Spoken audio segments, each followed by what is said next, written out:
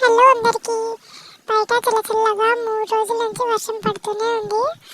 మేము ఎక్కడికి బయటకు వెళ్ళడానికి అవ్వట్లేదు.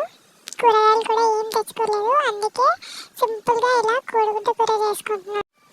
కొత్తగా ఏం లేదు, అందరికీ తెలిసిందే, కానీ వీడియో కోసం అలా చూపిస్తున్నాను.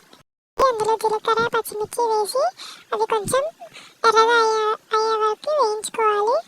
ఇందులో ఒక 4 పెద్ద ఉల్లిగడ్డలు చిన్న చిన్నగా కట్ చేసి చిన్న ముక్కలుగా కట్ చేసి పెట్టుకొని అవి వేసుకోవాలి. ఇప్పుడు వేసుకున్నాక దీన్ని బాగా దూరగా వేయించాలి. ఇవి ఆరెంజ్ కలర్ వచ్చే వరకు వేయించుకోవాలి.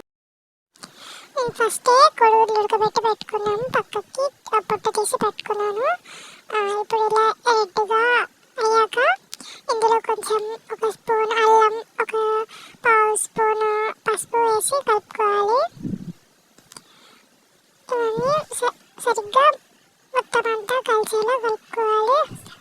కలుపుకున్నాక మనం ఫస్ట్ ఉడకబెట్టి పెట్టుకున్న గుడ్లని ఇలా ముక్కలుగా 2 ముక్కలు కట్ చేసి పెట్టుకున్నాను.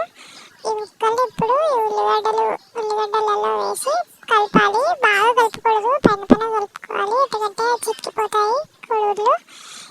ఇప్పుడు ఇందులో ఒక స్పూన్ కారం, ఒక 1/2 స్పూన్ ఉప్పు వేసి ఇందాకే చెప్పినట్టు పైనగా గుడ్లు చిక్కిపోకుండా మెల్లగా కలపాలి.